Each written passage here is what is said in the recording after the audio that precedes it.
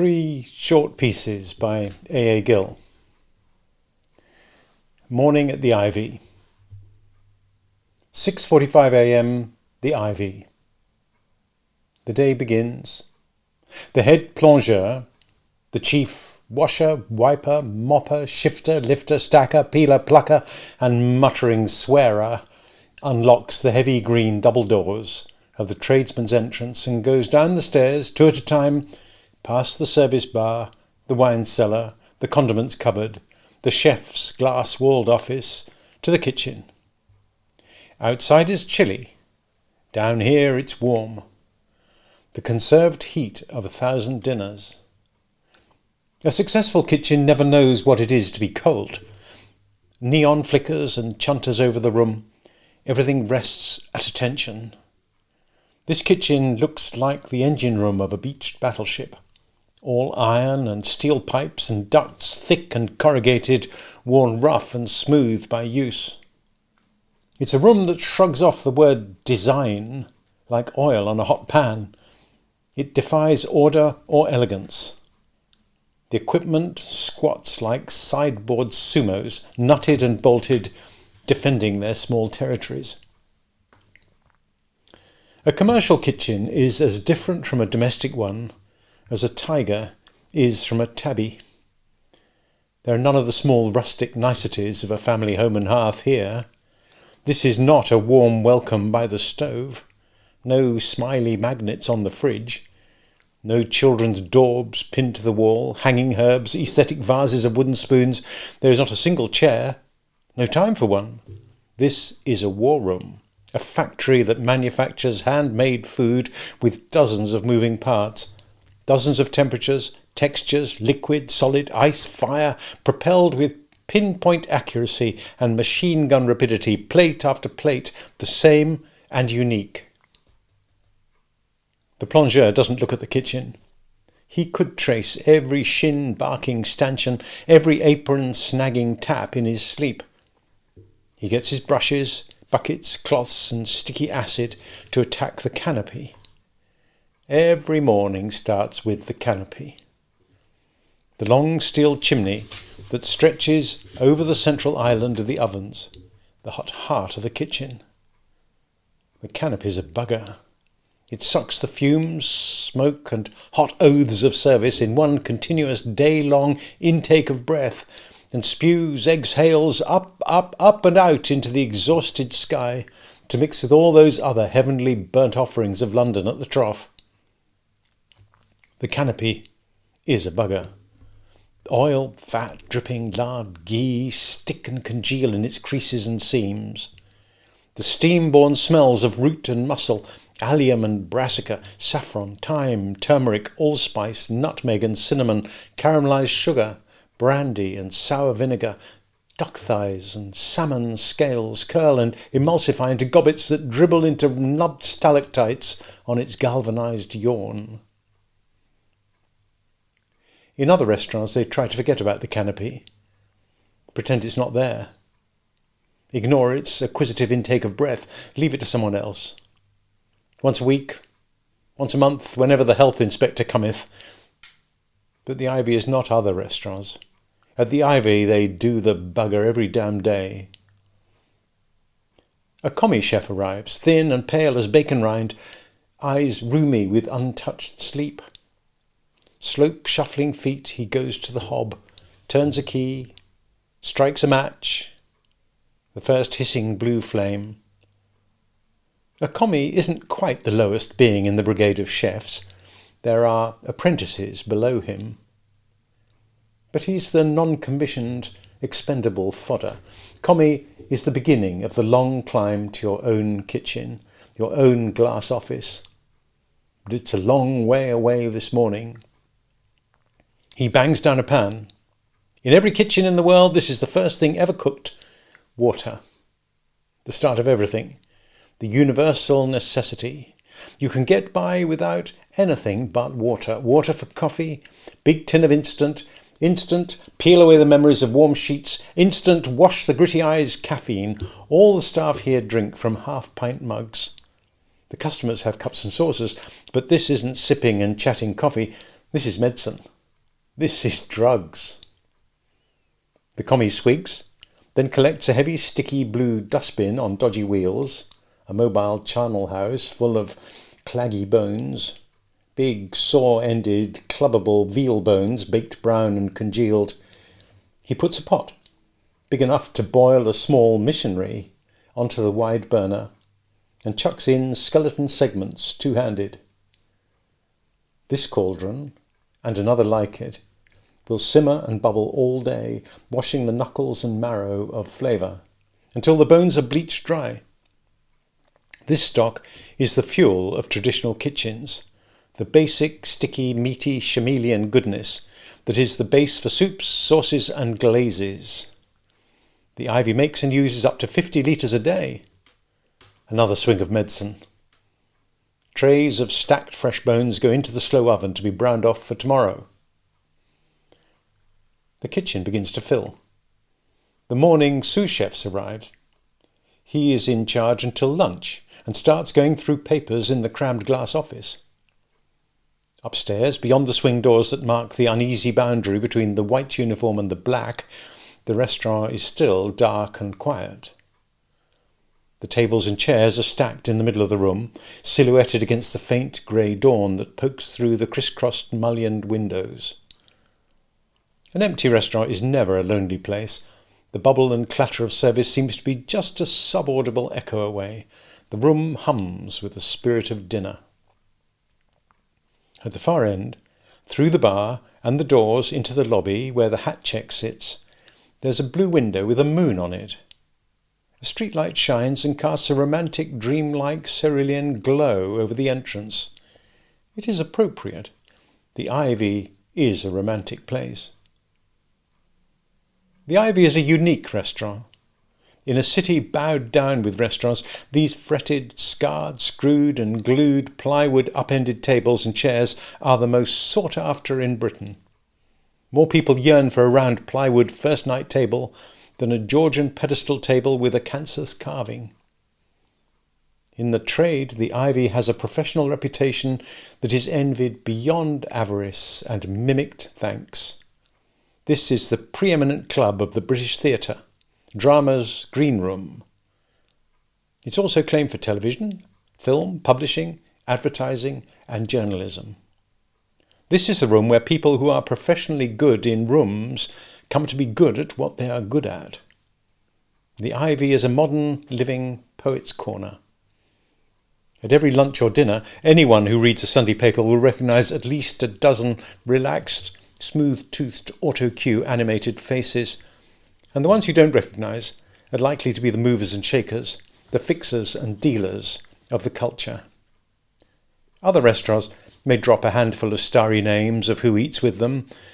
At the Ivy, it would be easier to list the ones who don't. Noel Coward doesn't eat here.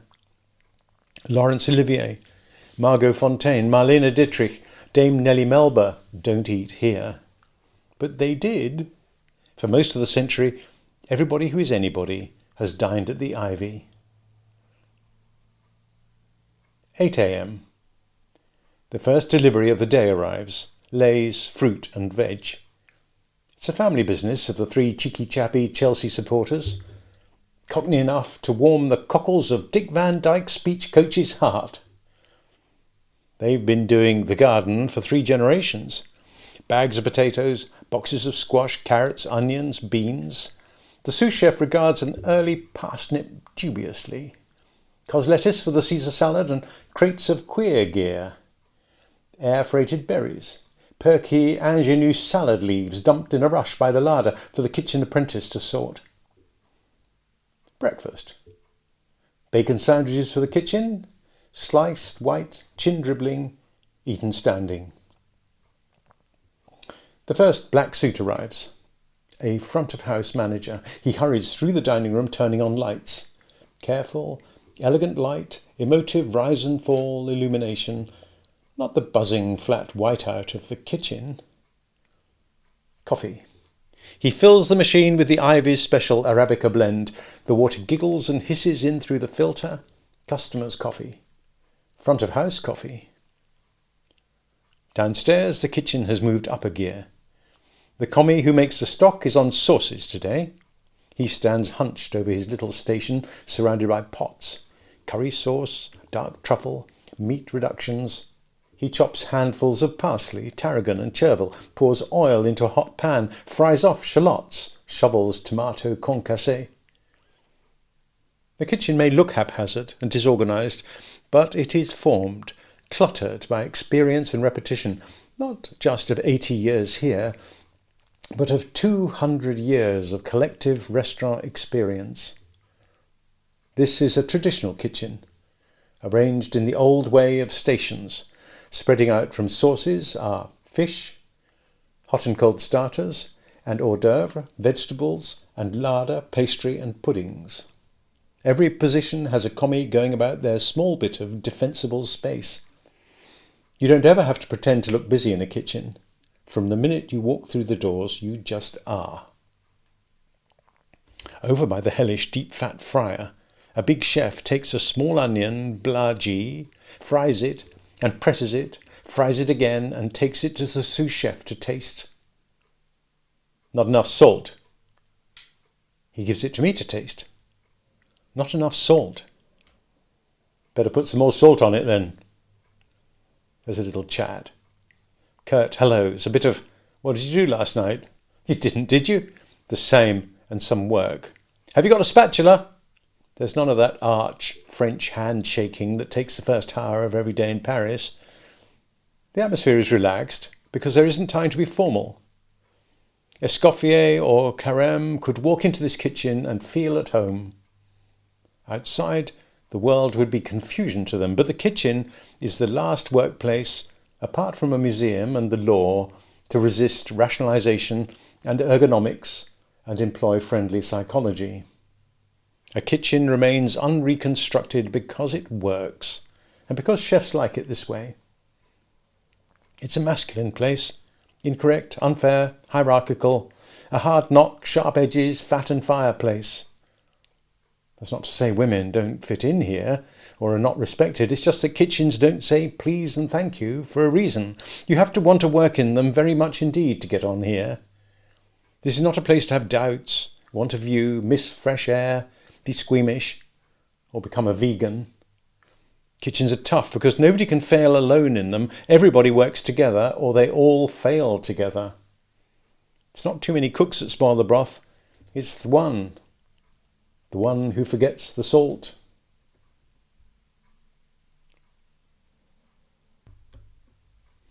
Pomegranate.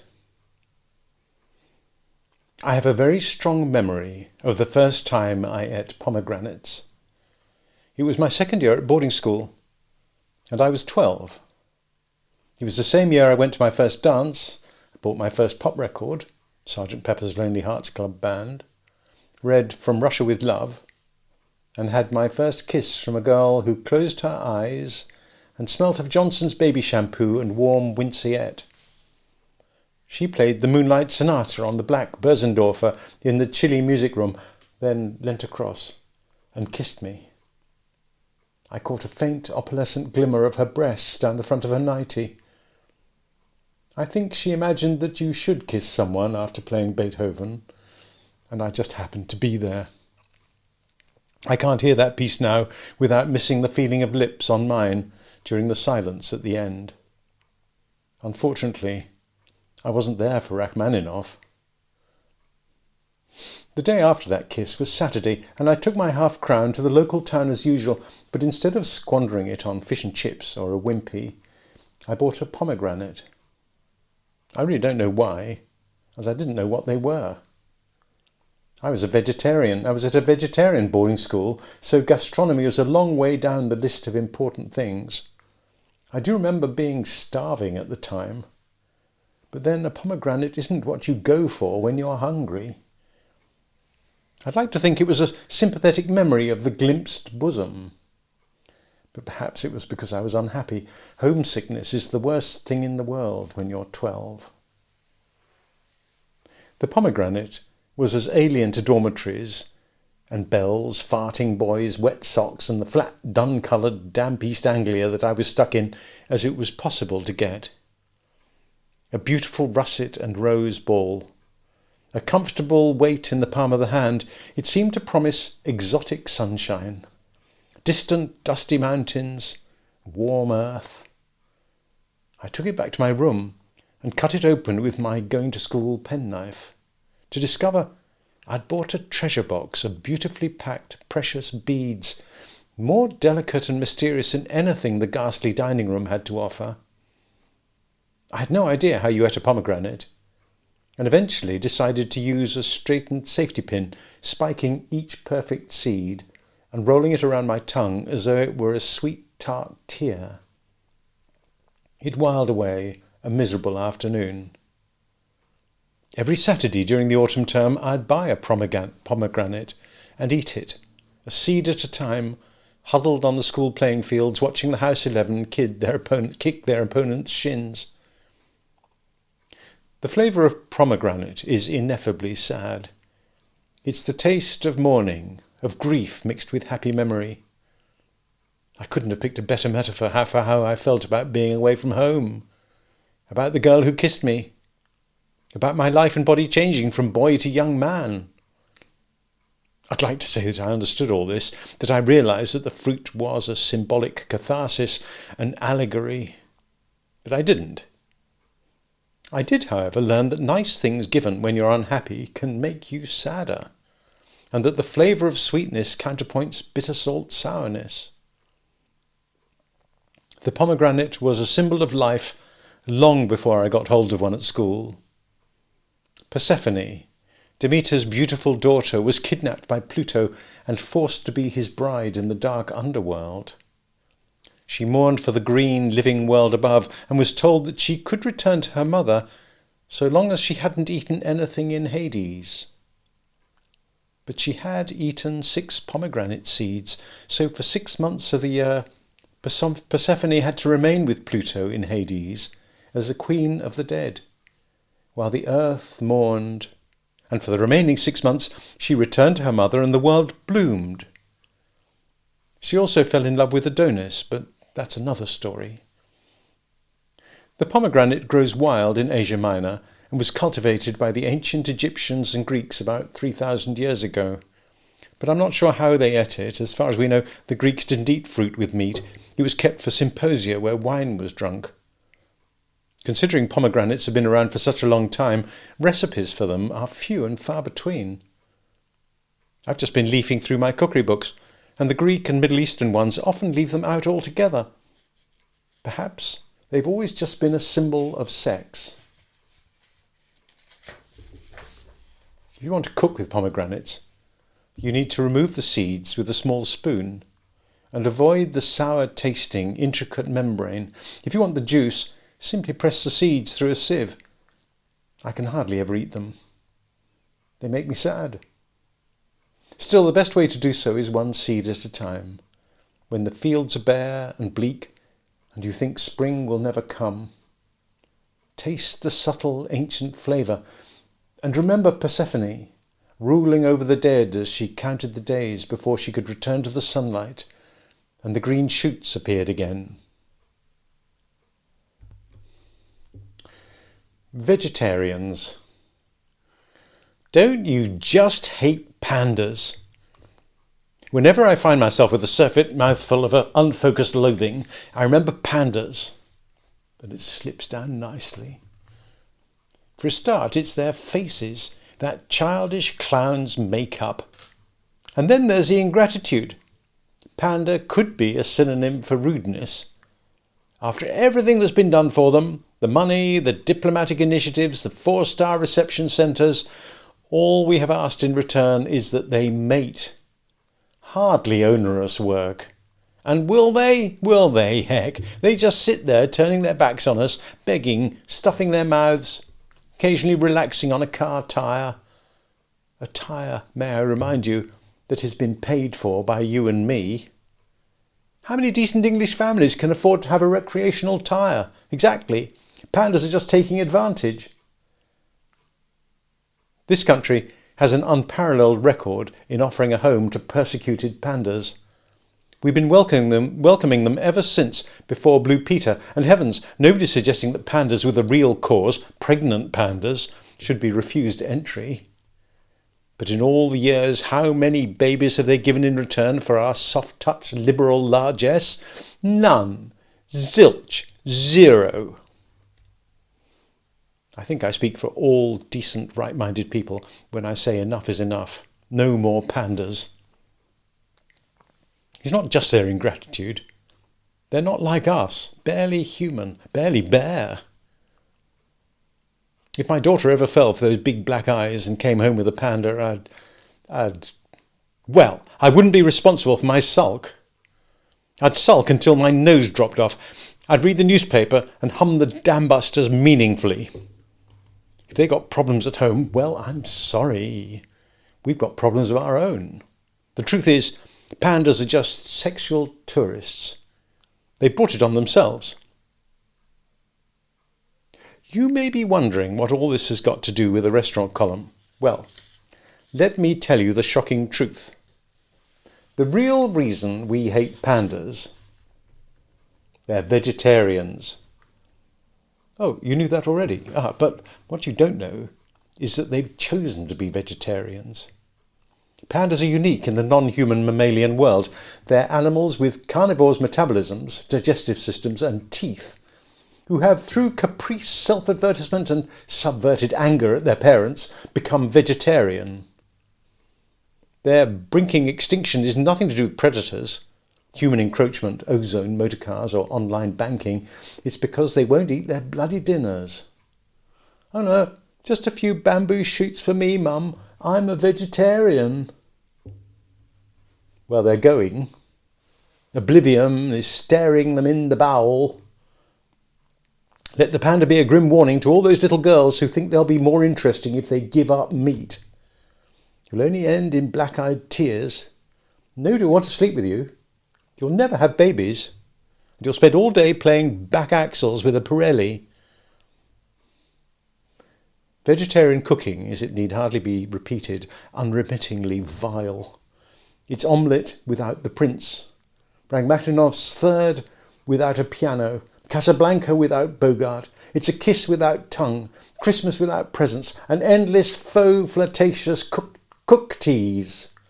One of the little professional tricks of food criticism is to look at a dish and ask, are these ingredients presented in a way that does them the most justice?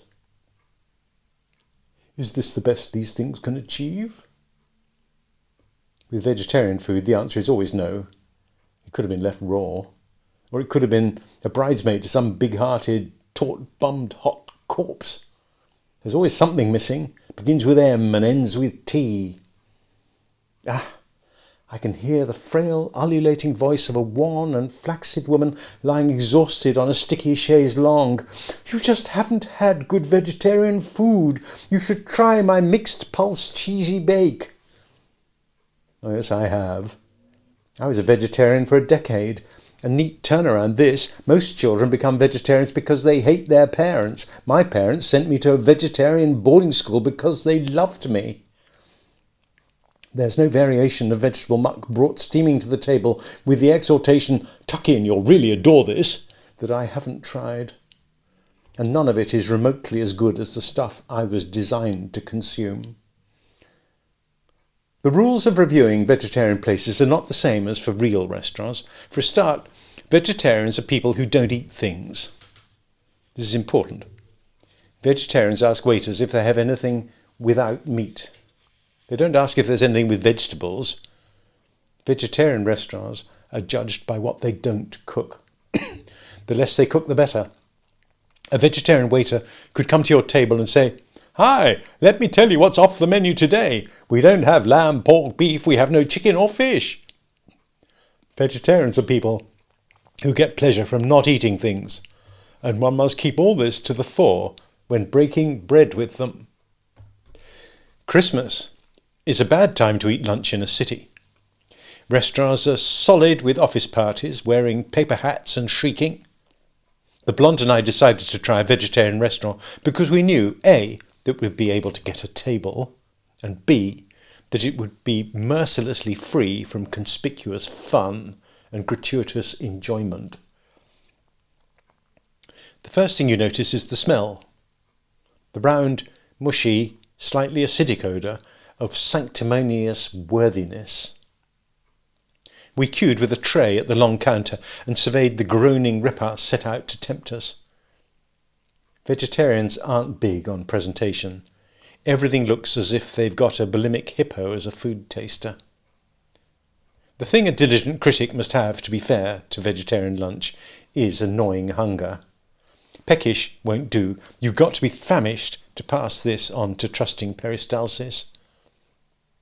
To start, we were offered tomato and butter bean chowder. Let the abuse of the word chowder go. Or butter bean soup. Now, vegetarians endlessly boast about the endless variety of their cuisine to us carnivores. Veggie cookbooks always promise 1,001 recipes, 1,000,000 things to do with a peeler. It's all nonsense. There are just 2 vegetarian dishes, mucky stodge and stodgy muck. Here, in a preeminent vegetarian restaurant, was the proof, a choice of butterbean soup or butterbean soup with tomato. Oh, I think I'll have the, decisions. Oh, what the hell? Make it the butterbean. The blonde had added tomato. They were both ghastly, tepid, thick, mono-tastes, pureed pulse without a heartbeat. What followed was without doubt one of the worst meals I have eaten. The money I have most resented spending. It was all made without apparent love or care or talent. Again, it convinced me that the only ingredients vegetarians care about are the ones they won't use. My Moroccan potato casserole was a textbook dish. You might like to make it at home to insult the neighbours. Here, as far as I could work out, is how it's done. First, boil some lumps of potato in water that other vegetables have been boiled in. When they've absorbed their own weight in liquid, stew them with turmeric, a yellow food colouring for people who can't afford saffron. Add some raisins and a sprinkling of chilli. Leave to sit for an hour. Serve from a great height with panache. The restaurant itself was a clever functional imitation of a Methodist destitute's drop-in centre. Every surface I touched was sticky. The cutlery, tables, trays and chairs clung to us like lonely drunks. We sat miserably for 10 minutes it took to taste and discard the food. The busboy removed our piled plates without a murmur. We obviously weren't the first, or he didn't care. Valiantly trying to digest, we glumly watched the queue pass along the counter that says yes to life. I noticed that vegetarians are all marked by their extremities. They have double helpings of free-form set-aside hair, which they arrange in exuberant abstract patterns. And their shoes are cunningly cobbled so that, if need be, an extra pair of feet might be inserted. They also all sniff fruitily. And nobody smiled. I have a theory as to why vegetarians never smile. Go and smile at yourself in the mirror. Now, count along your teeth. 2 from the middle are a pair that are sharper and pointier than the rest. They are your canine or dog teeth. God's proof that you were born to eat meat. Vegetarians don't smile because their mouths give away their true natures and are a constant reproach and reminder of their unnatural proclivities. So pity the poor vegetarian and give one a great big grin this Yuletide. Stow on the Wold. Through the miracle of printing, let me whisk you to a gentle fold in the Cotswolds and the soft, lyrically ageless, honey-coloured hell that is Stow on the Wold. Just say it. Stow on the Wold. It's like having a mouthful of the butteriest, sugariest, sucky, glutinous fudge. Stow on the Wold on a Sunday fair takes your breath away. Makes you want to hug yourself, wear a cravat, sell your bijou flat in Fulham, and move right here, right now. and then set yourself on fire in the market square as a beacon for those who might be foolish enough to follow. Of all the terrible, nicky-nacky, homemade, detestable places I've seen in this country, Stowe takes the biscuit. I will sell you the biscuit first, made from an ancient Gloucestershire granny recipe using only organic pixie nuts. Where to start? Let's start over there, in the organic food shop, with fancy craft den attached. The crafty, wafty, shoppy woppy sells pottery table fountains in runny pastel iced cookie colours. I know, how have you ever lived without one?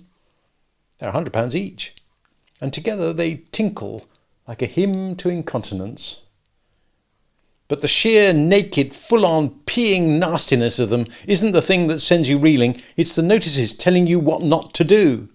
14 of them, I counted. Smoking, of course. Eating, drinking, babies, touching, breaking, spitting, loitering. But my favourite is, only serious inquiries, thank you. Or maybe it was sincere. That boggled beyond Gordian unboggling. How could anyone conceivably be either serious or sincere about portable, moist, plug-in pottery ornaments? I was brought here by Jeremy Clarkson. It's his neck of the woods, and it needs to be rung. He not only chose, but paid to live hereabouts. They all know him. "Hello, Jeremy," they say, even the ones with Alzheimer's. "You're Jeremy Clarkson, aren't you?" Sitting, in the only place you're allowed to drink coffee and smoke simultaneously, hotel garden residents only, unless you're local hero Clarkson, I pointed out that nothing, but nothing, could make this place worse. It had an unbeatable royal flush of horror. And then the Morris men started. We escaped to a pub in a nearby village. Country pubs are buried deep in the collective cerebellum, right at the back in the oldest black-beamed rustic bit of our brains. We have a country pub node that feeds sentimental, Edwardian, wind in the willows, cloth captain tankard, ready-rubbed shag, twaddle into our heads to the sound of Percy Grainger. It's impossible to have been born and bred in this country and be dispassionate about pubs. You know they're foul, but you'd die in a ditch to save them. Even New Labour's trying to pass a bill to stop them renaming the Turk's Head the Slug and Stripper. Sunday lunch in a country pub is one of those things Englishmen with unspeakable tropical diseases in distant jungles hallucinate about just before they die. And this is the pub they dream of. It's perfect in every particular. Hunting prints, cross-eyed stuffed reynards on the Yellowstone walls, inglenooks a-go-go, and everything growing all over it. There's a garden with barrows planted with flowers. Everything is so exactly right that it's quite obviously a base for invading Martians. And the lunch was a perfect pub lunch. Just the way you imagine it when you've got a temperature. Roast beef that tastes like it's been cut off the bottom of the Morris men's pantomime horse. Yorkshire pudding like dry rot. Kedgeree that's hunt the fish and the colour of Chinese cowardice. Sticky toffee pudding and beers that sound like characters from P.G. Wodehouse. Ah, Hook Norton, glad you could make it.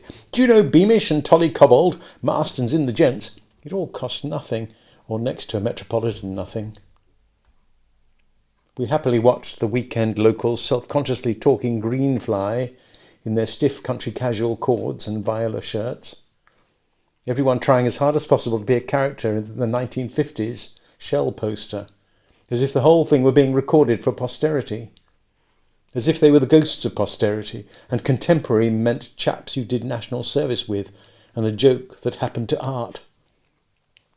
You see, that's why I could never live in the country. I wouldn't have the stamina to keep up the continual collective pretence, the delusion that all this was normal.